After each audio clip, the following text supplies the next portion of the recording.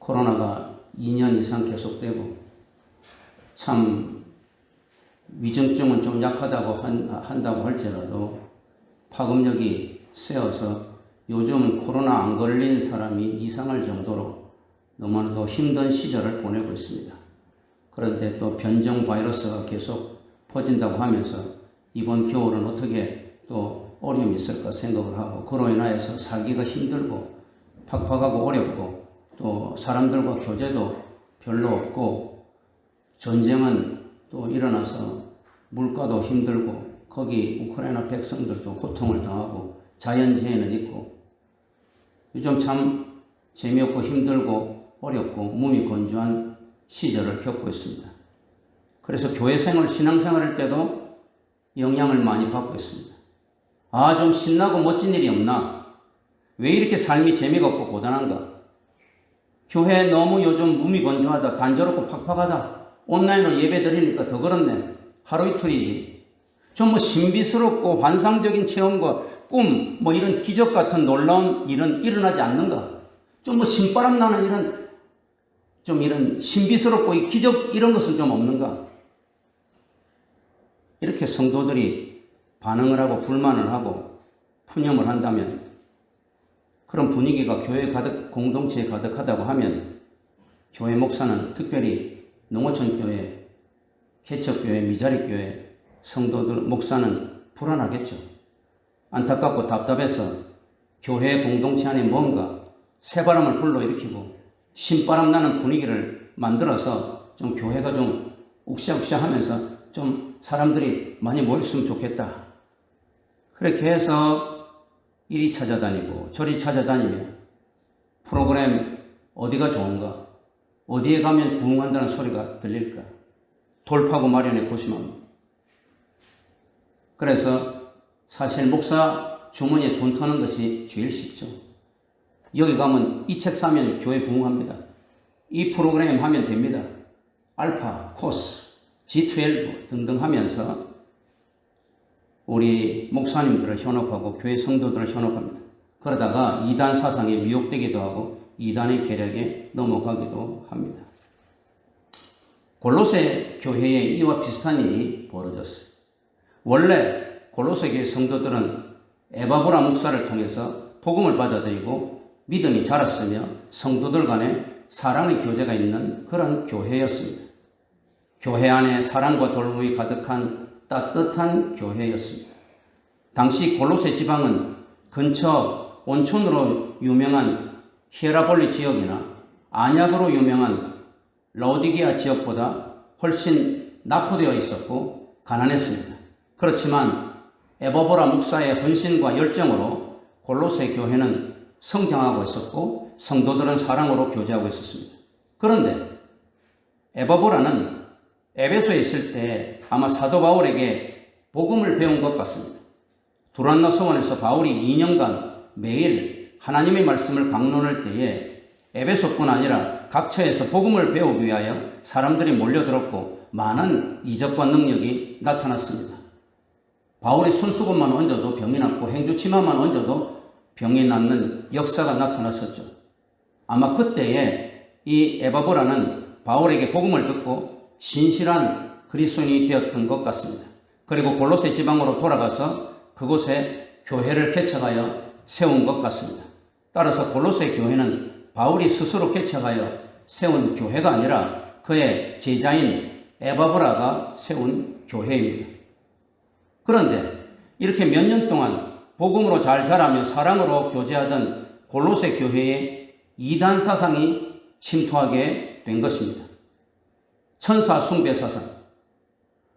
내가 어젯밤에 자는데 하늘에 올라가서 그 천사하고 대화했다는 거 아니야. 천사에게 경배하니까 나에게 놀라운 능력을 주었어. 참으로 신비스러워. 이런 천사 숭배 사상의 유대 율법주의자들. 또한 헬라의 영지주의자들. 이 영은 신비스러운 것이지만 육은 악한 것이야. 그러니까 내 몸을 막 학대하고 금욕을 해야 돼. 하면서 영의 지식이 충만한 거예요. 영의 신비로운 지식을 가져야 돼. 이런 헬라의 영지주의자들. 이것이 짬뽕이 돼가지고 혼합된 혼합주의적인 이단 사상이 골로새 교회에 침투를 하여서 성도들을 혼란에 빠지게 하고 교회를 어지럽힌 것입니다. 다행스러운 것은 이런 엄청난 교회에 어려움이 있을 때에 이 에바브라 목사는 다른 데 가지 않고 다른 프로그램 쫓지 않고 사도 바울 자기 스승에게 달려가서 이 사실을 알렸고 이에 바울은 골로새서를 쓰게 된 것입니다. 성도 여러분, 바울은 사랑하는 제자 목사에게 제자 목사 에바브라에게 무슨 비법을 가르쳤을까요? 제자 교회가 이단 사상에 빠져 힘들고 어려움을 당할 때에 사도 바울은 어떻게 그 어려움을 타파하라고 가르쳤을까요? 이것은 비단 에바브라 골로새 교회에만 해당되는 문제일까요? 오늘 우리 한국 교회의 문제는 아닐까요? 그 해법을 오늘 본문을 중심으로 찾아봄으로 우리의 교훈으로 삼고자 합니다. 한마디로 사도 바울은 에바브라에게 골로새 교회 성도들에게 예수에 집중하라, 예수 그리스도에 집중하라고 이야기하고 있습니다. 특별 새벽기도의 고난주간 맞이했는데 이 고난주간의 주인공은 누굽니까? 예수님이죠. 우리의 삶의 주인은 누굽니까? 예수님이죠. 어제도 제가 말씀드렸습니다만 갈라디아서 2장 20절에 그런 적 이제 내가 사는 것은 육체 가운데 사는 것은 나를 위해 사는 겁니까? 아니죠. 나를 위하여 자기 몸 버리신 예수 그리스도를 위하여 사는 것이죠. 교회에서 뭐 신비스러운 것, 뭐 이상한 것, 뭐 놀라운 것, 뭐 기적, 뭐 신바람 나는 것, 그거를 추구할 때에 교회가 혁길로 빠지고 시험에 든다는 것을 가르쳐주고 있습니다. 에바브라야, 딴 데 신경 쓰지 말고 그런 신비주의자들, 그런 이상한 천사 숭배자들, 뭐 이런 놀라운 영적인 어떤 비밀, 신비, 뭐 이상한 것, 이런 것들을 이야기하는 이단 사상의 교회를 굳건히 지키려면 붙잡을 것은 예수, 오직 예수 그리스도밖에 없다 라고 가르치고 오늘 골로새 교회 성도들에게도 이야기하고 있는 것입니다. 골로새 성도들이 한 4년 5년 신앙생활 잘하고 잘 자랐는데 이때를 기점으로 에바브라야 더욱더 예수에 집중하라. 그래서 오늘 1장 13절에서 23절에 예수가 누구인지를 소개하라. 예수가 누구인지를 정확하게 바르게 분명하게 가르쳐라. 그리고 난 후에 24절에서 마지막까지 그 예수를 위해서 살라. 그 예수를 위해서 일하라. 그 예수의 교회를 위해서 일하라. 라고 이야기하고 있는 것입니다. 오늘 우리가 십자가에 달려서 우리의 죄를 사하시기 위해서 고난당하신 그 고난주간에 다시 한번 우리가 집중해야 될 것은 예수라. 사도 바울은 신비주의와 영지주의에 혼합된 사상에 빠져있는 골로새 교회 성도들에게 다른 거 다 제쳐놓고 예수 그리스도가 누구인지 소개하고 있습니다. 그리고 그 예수를 가르치고 따르라고 강조합니다. 사랑하는 성도 여러분, 저와 여러분의 삶의 주인공은 나 노영근이 아니라 예수님입니다. 아멘입니까? 교회의 주인은 내가 아니라 예수님이. 목회의 주인은 나 노영근이 아니라 예수님이. 한국교회의 병폐는 스타 목사들을 배출한 것을 자랑합니다. 그래야 세계 교회 사상, 한국에 10대 교회가 다 있고, 물론 그것은 큰 교회를 이야기하죠. 최고 큰 교회도 있고, 스포트라이트를 받고, 행사 때마다 이름이 대문짝만하게 나오고, 뉴스에 나오고, 우리 목사님은 이런 사람이야. 이것을 교회에서 자랑하고 있어. 그걸 자랑할 것이 아니라, 예수님을 진정으로 이름도 없이 빛도 없이 섬기고 충성하는 주의 종들, 주기철 목사님이나 손양호 목사님 같은 그런 주의 정도를 배출하는 교회라는 것을 자랑해요. 이것이 복음의 본질이고 교회 사역의 본질이고 예수 믿는 우리 삶들의 그리스도인들의 본질이에요. 그럼 사도 바울은 오늘 예수님은 도대체 누구신가? 예수님은 어떤 분이신가? 예수님은 어떤 일을 하시는 분인가? 오늘 13절에서 23절에서 크게 네 가지를 이야기하고 있습니다. 뭐 새로운 것이 아니라 이미 여러분이 다 아시는 거예요. 첫 번째, 13절에서 14절에는 예수님은 구세주다. 당시 골로새 사람들은 황금을 주인으로 섬겼었고 로마 황제를 신으로 숭배하고 천사를 초자연적인 존재로 섬겼습니다. 이에 바울은 하나님의 아들로서의 예수님을 강조합니다. 하나님의 아들인 예수님은 절대적인 분이고 초월적인 분이고 탁월한 분임을 가르쳐주고 있습니다. 그것을 오늘 13절에 건져내사, 흑암의 권세에서 건져내사라는 동사와 하나님 아들의 나라로 옮기셨으니 이것으로 예수님이 구세주라는 것을 가르치고 있습니다. 흑암의 권세, 흑암의 권세는 뭡니까? 악한 마귀의 세력이 있는 영역을 말하는 것이죠.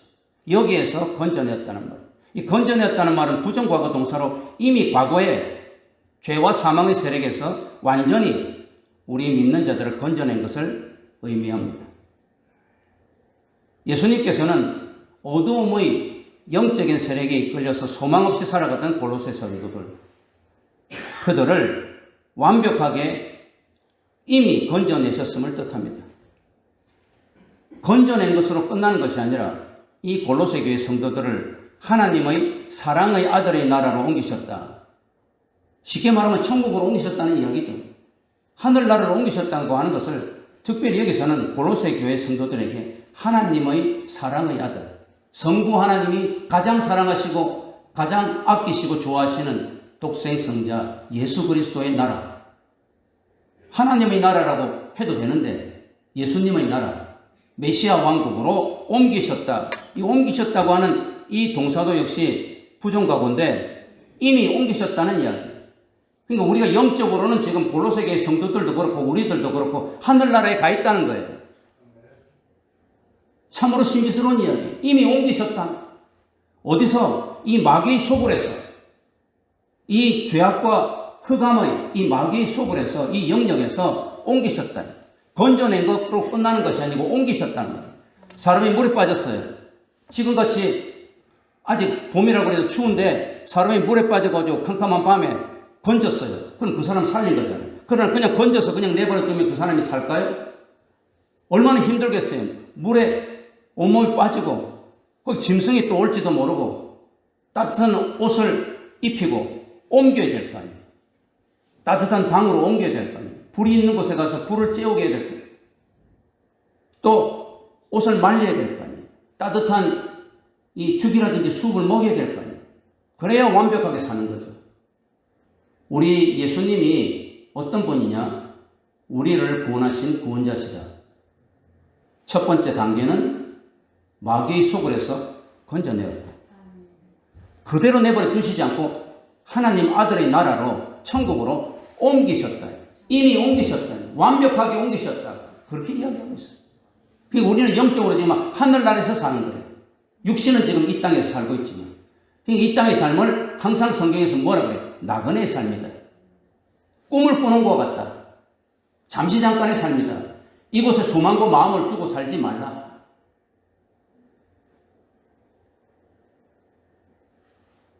이것을 14절에서는 한마디로 뭐라고 이야기합니까?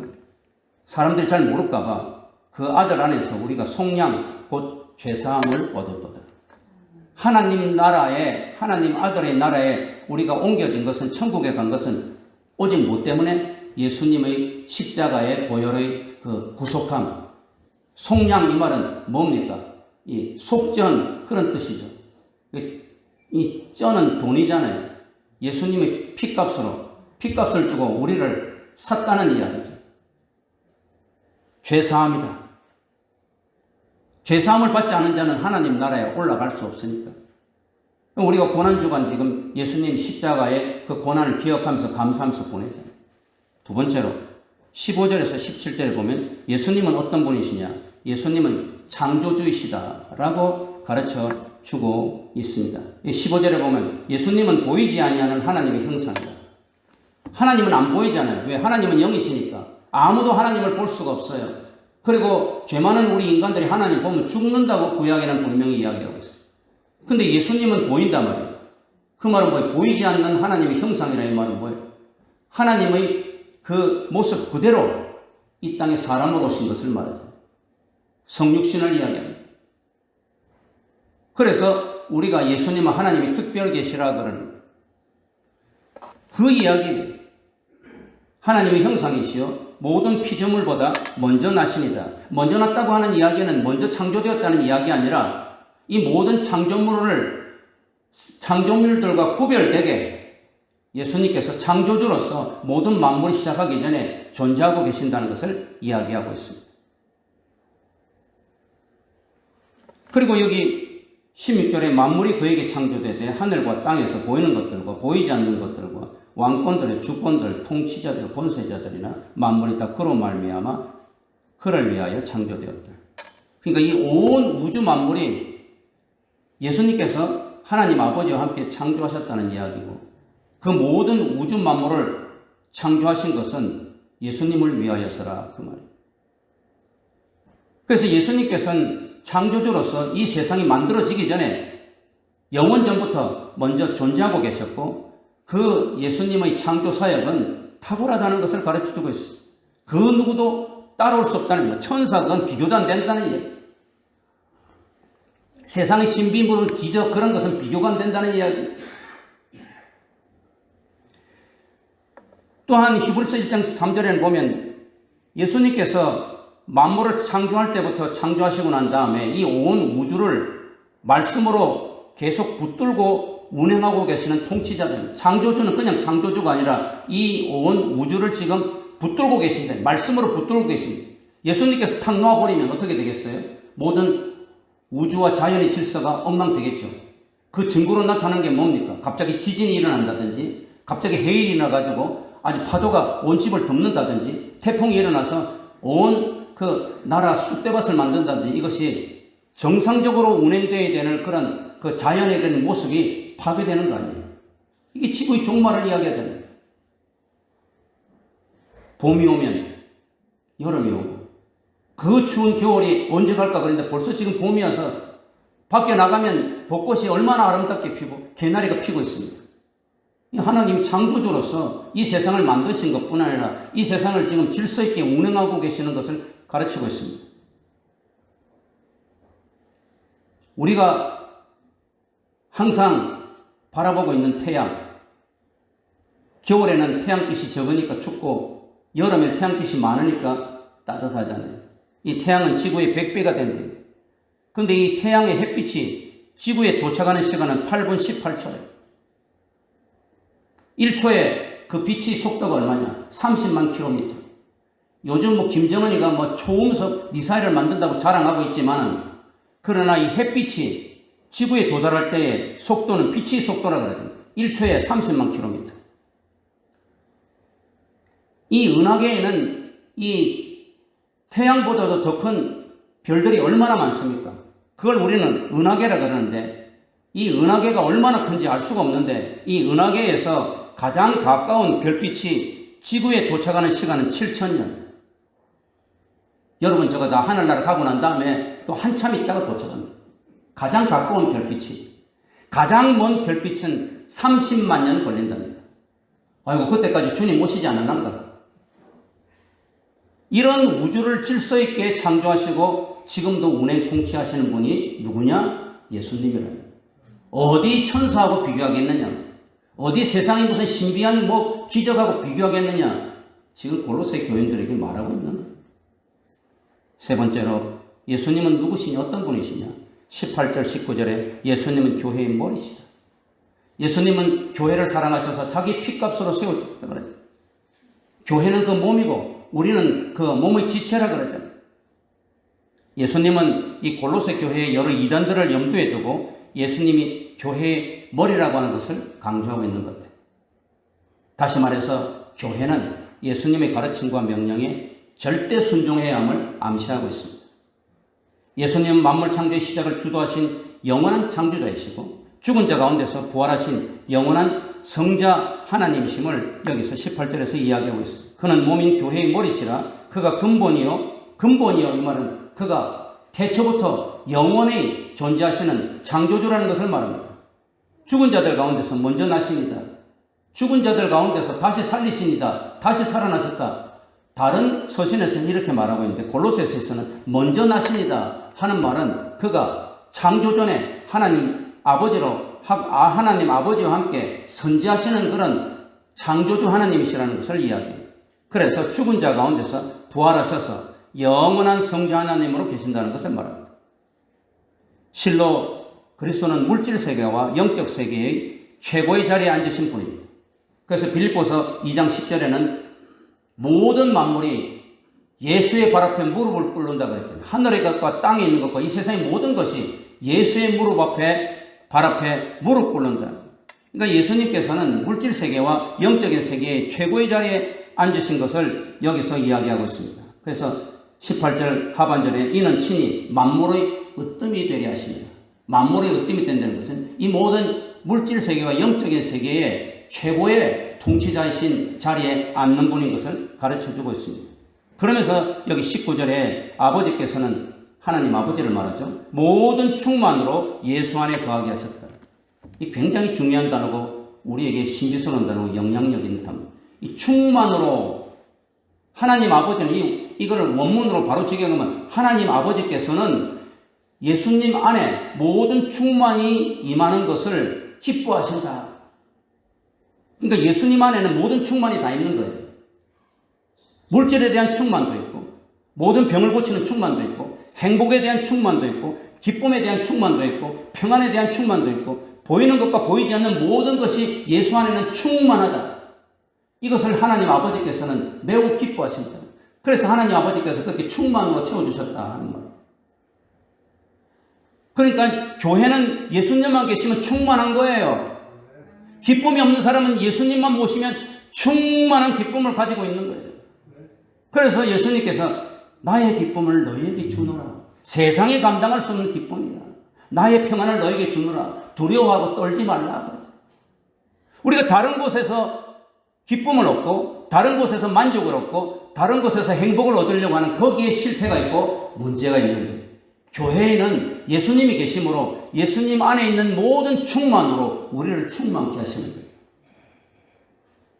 이것이 교회의 머리이신 예수님의 모습입니다. 골로새 교회 이단들은 구원받으려면 천국 가려면 뭔가 예수님만으로는 부족해. 그 가시면류관 쓰고 피를 절절절 흘리면서 십자가에 맥없이 돌아가시는 그 예수님으로는 뭔가 부족해. 금욕하고 아주 그냥 천사 숭배하고 또 율법을 지키고 영의 지식이 충만해가지고 이렇게 해야지만 구원받을 수 있어. 이런 이단들이 교회를 어지럽힌 거예요. 네 번째로 예수님은 어떤 분이신가? 오늘 20절에서 23절을 보니까 예수님은 중보자세요. 화목하게 하시는 중보자. 하나님과 인간을 화목하게 하시는 중보자입니다. 이 오늘 골로새서 여기에서는 예수님을 특별히 온 우주적인 중보자, 온 우주적인 화목자를 이야기하고 있습니다. 사람과 하나님 사이의 화목만을 이야기하는 것이 아니라 죄로 인하여서 저주받은 이 온 우주가 예수 그리스도의 십자가의 보혈을 통하여서 온 우주가 하나님과 화목하게 되고 온 우주가 정상적으로 하나님과 화평하게 되는 것을 의미합니다. 그러니까 예수님은 단순하게 우리 사람들을 구원하는 것, 이것이 가장 중요하지만 저와 여러분을 구원하는 그런 구세주로 끝이는 것이 아니라 온 우주 만물, 하늘과 땅에 있는 모든 것들을 하나님과 화목시키는 예수 그리스도의 보혈의 피로 화목시키는 그런 우주적인 화목자, 우주적인 중보자라는 것을 가르쳐주고 있습니다. 참으로 놀라운 이야기. 20절에 보면 그의 십자가의 피로 화평을 이루사 만물 그랬잖아요. 사람 그러지 않고 만물, 곧 땅에 있는 것들이라 하늘에 있는 것들이 그로 말미암아 자기와 화목하게 되기를 기뻐하십니다. 온 우주 만물이 예수의 십자가의 보혈의 피 때문에 하나님과 화목하게 된 거예요. 인간이 죄를 지어가지고 그 죄의 그런 결과로 온 우주 만물이 저주를 받았고 하나님과 불목하게 되었는데, 예수 그리스도의 십자가의 보혈의 피로 인간뿐 아니라 온 우주 만물이 하나님과 화목하게 된 것을 하나님이 기뻐하시더라. 그러면서 21절에 전에 악한 행실로 멀리 떠나 마음으로 원수가 되었던 너희를 이제는 그의 육체의 죽음으로 말미암아 화목하게 하사 너희를 거룩하고 흠없고 책망할 것이 없는 그런 자로 세우려고 한다. 이것은 우리들을 이야기하는 것이죠. 우리가 전에는 예수님을 모르고 하나님을 몰랐잖아요. 아니, 알 생각도 하지 않았잖아요. 왜? 마귀에게 끌려다니면서 죄 짓는 것을 좋아하고 하나님을 멀리하고 일부러 예수님을 핍박하고 그런 자들이었잖아요. 오늘 세상의 자연인들이 그렇잖아요.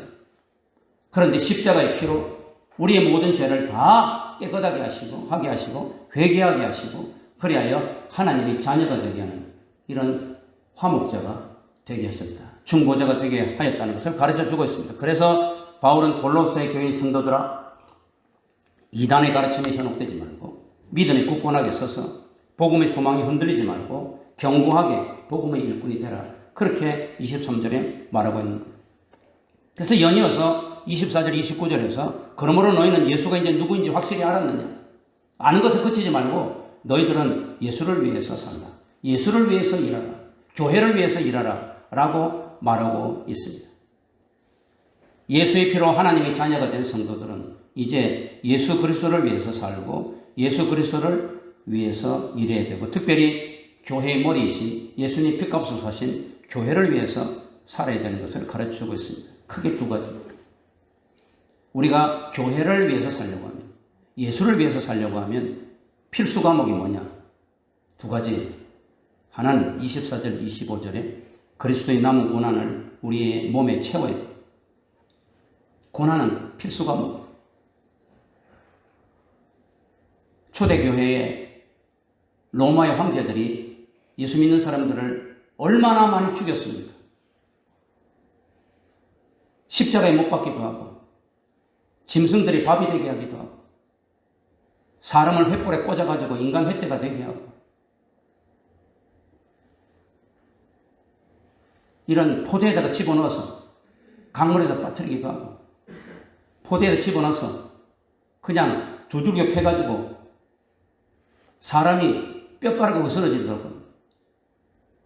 그러니까 그 당시에 예수 믿는다고 하는 것은 고난을 받는 것이다.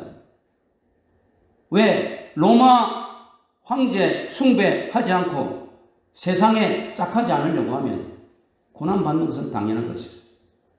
그래서 그 당시에는 고난은 예수 믿는 표식이다. 고난은 예수 믿는 자들의 하나의 징표다. 라고 할 정도였어요. 오늘 우리는 그렇게 살지는 않습니다. 얼마나 자유롭게 우리 김일라 장로님 지금 기도하셨듯이 얼마나 자유롭게 마음껏 기도하고 마음껏 예배드리고 마음껏 찬양하고 할 수 있잖아요. 코로나 이런 것으로 여러 가지 물질적으로 세상적으로 좀 어려움이 있다고 해가지고 나 정말 이래서 예수 믿기 힘들어. 그것은 진짜 예수쟁이가 아닌 것을 가르쳐주고 있죠. 바울은 골로새 성도들을 위해서 받는 고난을 기뻐한다고 고백하고 있습니다. 24절에 나는 이제 너희를 위하여 받는 괴로움을 기뻐한다. 많은 이방교회를 설립하고 이방교회에 하나님 나라를 증거하면서 바울이 유대인들과 얼마나 많은 불신자들에게 고난을 받았습니다. 그래서 고린도후서 1장에는 보면 마음에 사형 선고를 받은 것 같다. 살 소망이 끊어졌다. 그렇게 말하고 있죠. 그러나 바울은 이 고난을 기뻐합니다. 그런데 이 기쁨은 지금 이 골로새서는 옥중에서 기록한 것인데 도저히 기뻐할 수 없는 상황에서 기뻐하는 그런 기쁨을 말합니다. 바울은 예수를 위해서 일하다 당하는 고난을 여기서 특별히 뭐라고 표현하고 있느냐? 그리스도의 남은 고난을, 그리스도께서 나에게 남겨주신 고난을 내 육체에 채운다 그랬어요. 이것은 예수님께서 구속사역을 하는데 십자가를 통해서 우리 죄를 구원하시는데 뭔가 고난이 부족했다는 이야기가 절대로 아니에요.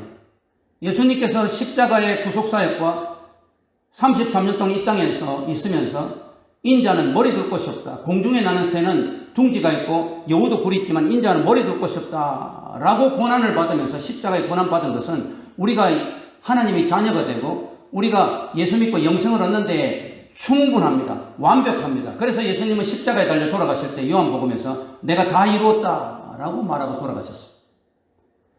여기서 예수님께서 지금 남겨주신 고난, 그리스도의 남은 고난이라는 것은 바울이 또한 우리 제자들이 예수님의 그 유지를 받들어서 교회를 위해서, 하나님 나라를 위해서 복음의 일꾼이 되는 데에 필요한 고난, 필수적인 고난을 이야기합니다. 그 예수님께 그 고난을 바톤 터치했다. 너희들은 나의 고난을 지금 계승했다. 사도 바울은 그렇게 생각하고 있습니다. 그래서 주님께서 남겨주신 고난을 내 육체에 채운다. 이 남은이라고 하는 이 단어는 부족하거나 모자라는 것을 보충하는 것을 말합니다. 그러니까 예수님이 구속사에게 필요한 고난이 부족하다는 이야기가 아니라 예수님께서 이제 1차적으로 십자가에 달려 돌아가시고 부활승천하시면서 지상 대명령으로 가라! 모든 족속으로 가서 아버지와 아들과 성령의 이름으로 세례를 주고 나의 제자를 삼으라 하는 이 예수님의 그 지상 명령, 이 땅끝까지 주의 복음의 나라를 확장시켜가는 여기에 우리 후계자들은, 우리 제자들은 꼭 필요한 것이 뭐냐? 고난이라. 뭐 교회 일을 한다고 하면서, 예수를 위해서 산다고 하면서, 하나님 나라 일을 한다고 하면서 고난받을 생각을 하지 않고, 나는 예수 믿으면서 있던 고난이 싹 다 없어지고 예수 믿으면 기쁨만 있고 번성만 있고 평안만 있고 참 룰루랄라 있으면 좋겠어. 성경에는 그런 소리 어디도 없습니다. 성경에는 고난을 받아야 된다. 그러면 하나님은 고난을 이겨내실 힘을 주시고 고난 가운데 능력이 나타나고 기쁨과 소망이 있다. 이렇게 가르치지. 너희들이 예수 믿으면 고난은 절대로 없어. 다 도망가. 하나님이 다 고난을 얻게 해주실 거예요. 그런 이야기는 절대로 없습니다. 그런 생각을 가지고 있으니까 골로새 교회 성도들이 이단에 빠지게 되는 거예요.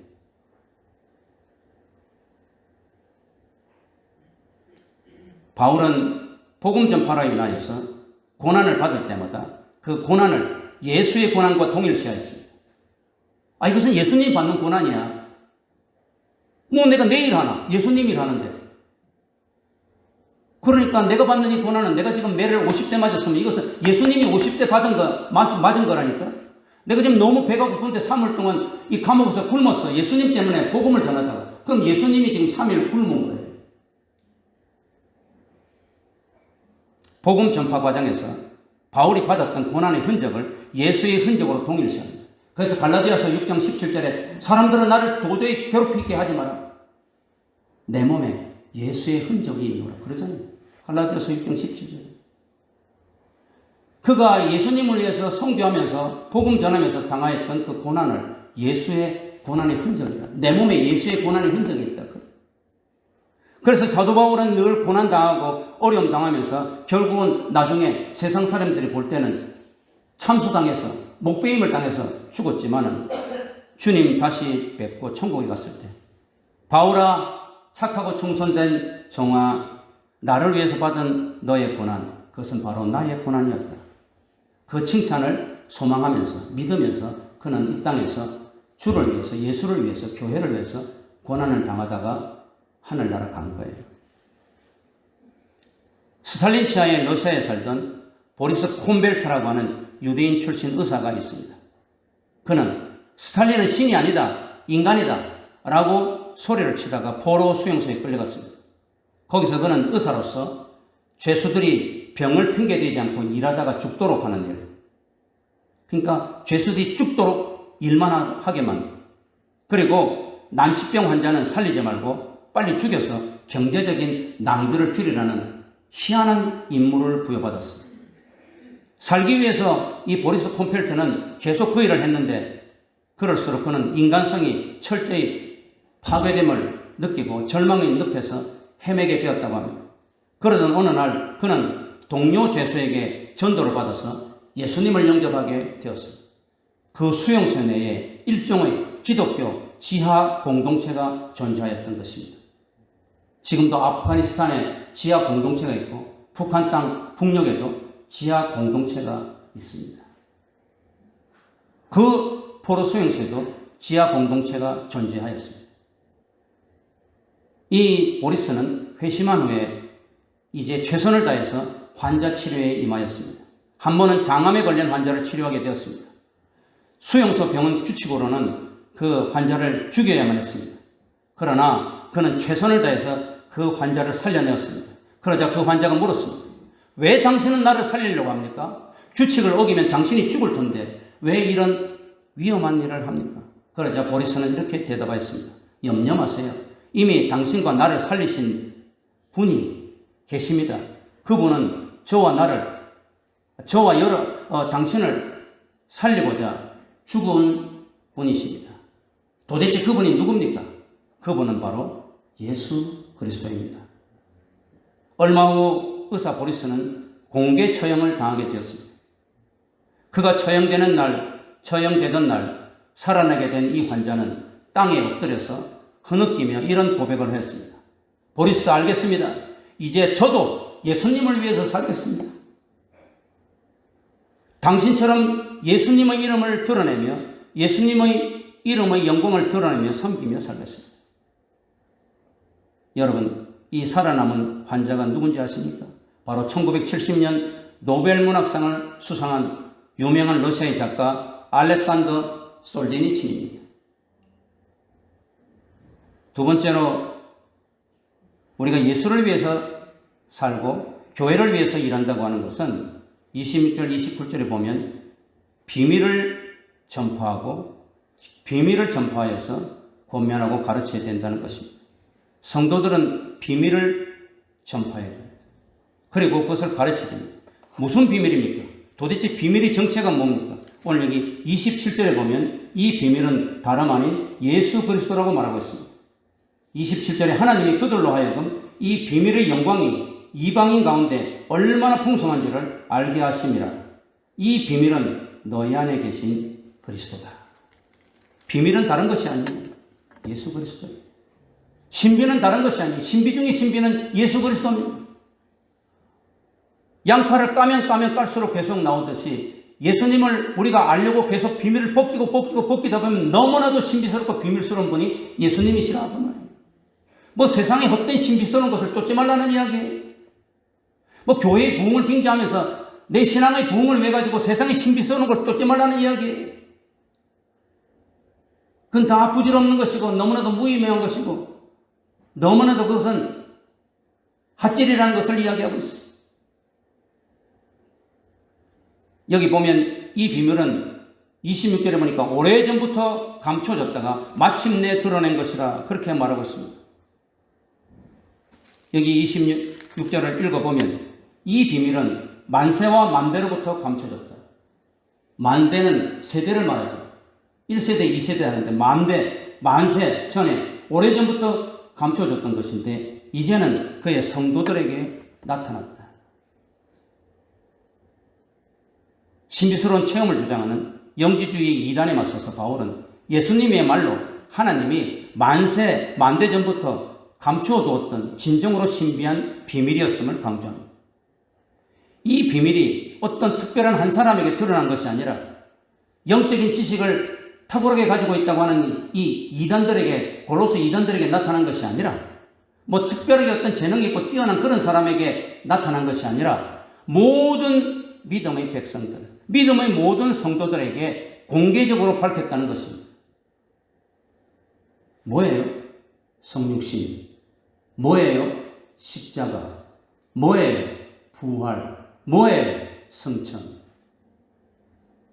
하나님이 창세전부터 만대전부터 하나님이 가슴속에 깊이 감추었던 이 신비스러운 비밀, 이것을 모든 믿는 백성들에게 공개적으로 드러낸, 한 사람에게 드러낸 것이 아니라 특정한 어떤 사람에게 드러낸 것이 아니라 모든 사람에게 드러낸 것, 이것이 뭐냐? 예수라요.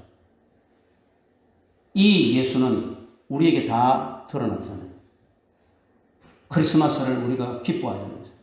예수님이 인간으로 오신 성육신, 이제 금요일날 십자가에 달려 돌아가시는 십자가의 죽음, 그리고 난 다음에 3일 만에 부활하신 것, 그리고 모든 사람들이 보는 앞에서 500명이 일시에 보는 앞에서 12제자가 보는 앞에서 40일 동안 사람들에게 보이시고 하늘나라 승천하시면서 내가 이제 다시 오리라. 이것이 공개적으로 예수의 비밀이 밝혀진 거예요. 그러므로 예수 한 분만으로 모든 성도의 인생과 교회 생활에 기쁨과 감사와 은혜가 충만할 것이다. 아까 이 충만을 이야기했잖아요. 우리가 기쁨을 충만하게 누리려고 하면 이 신비스러운 비밀이신 예수 그리스도를 알면 된다. 이 비밀이신 예수 그리스도를 내 마음에 품고 살면 된다. 내 안에 그리스도. 이제 내가 사는 것은 내가 사는 것이 아니라 내가 주인이 되고 나의 자아가 사는 것이 아니라 내 안에 예수 그리스도, 이 신비스러운 하나님의 비밀이신 예수 그리스도를 내 안에 모시고 삽니다. 그랬을 때 교회 생활에 기쁨이 충만하고 우리의 삶의 인생에 감사가 충만하고 은혜가 충만하고 부족할 것이 없다는 이야기. 따라서 교회의 일꾼이라면 마땅히 이 신비한 비밀인 예수 그리스도를 지속적으로 전파하여서 권하고 가르쳐야 됨을 가르쳐주고 있습니다. 여기 28절에 보면 우리가 그를 전파하여, 이 전파하고 왜 이렇게 이야기하자면 전파하여가 주동사예요. 그러고 난 다음에 각 사람을 권하고 또한 가르쳐라. 권하고 가르치는 것은 분사로 되어 있어요. 그러니까 주동사와 보조동사로 되어 있는 거죠. 그러니까 먼저 우리가 전해야 돼요. 이 비밀을, 예수 그리스도의 신비한 비밀을 전파해야 돼요. 내 가족에게, 친척에게, 또한 내 이웃에게, 많은 사람들에게 이 신비한 비밀인 예수를 전파해야 돼요. 전파로 그치지 말고 전도로 그만 끝내는 것이 아니라 어떻게 해야 돼요? 권해야 돼요. 주일날은 문 닫는 게 어때? 하나님 다 채워주신다니까. 새벽기도 가자. 코로나가 아무리 무섭다고 하더라도 기도하면 하나님께서 더 건강 주시고 능력 주실 거예요. 권하잖아요. 너 11조도 안 내고 그러면 안 되는데. 교회 다닌 지 얼마 됐어요? 5년이나 됐잖아. 권하잖아. 일로 와. 내가 갈비 사줄 테니까 11조 내자. 권하잖아. 그리고 열심히 가르쳐. 예수가 도대체 누구냐? 가르쳐야 돼. 야, 그런 이단말 듣지 마. 너 위조 지폐로 구별하려면 어떻게 되냐? 진짜 지폐만 열심히 보면 위조 지폐를 다 구별할 수 있잖아. 피싱 구별법 우리 계속 요즘 막 듣잖아요. 가르쳐라고. 이 예수를 가르치는 거예요. 그래서 28절은 뭐예요? 각 성도를 그리스도 안에서 성숙한 신앙의 인격자로 만들라는 이야기죠. 그래서 가르침은 각 사람을 그리스도 안에서 완전한 자로 세우려 합니다. 이 세상에서 완전한 자가 어디 있겠어요? 이 완전하다는 것은 우리가 지적으로 또한 감정적으로 또한 의지적으로 성숙한 신앙의 인격자가 되는 것을 말합니다. 어떤 사람은 감정이 너무 충만해가지고 은혜 받으면 주여 아바 아버지 하나님 우리 축복되신 하나님 나는 주님을 사랑합니다. 십자가 주님을 사랑합니다. 눈물 콧물 흘리는데 그 다음날은 언제 갔는지 몰라.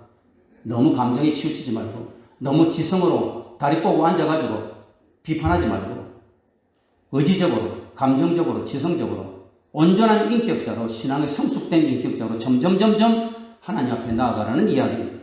이렇게 세워야 된다는 것이죠. 그래서 29절에 이를 위하여 나도 내 속에 능력으로 역사하시는 이 역사를 따라서 힘을 다하여 수고하노라. 이렇게 사도 바울은 고백하고 있습니다.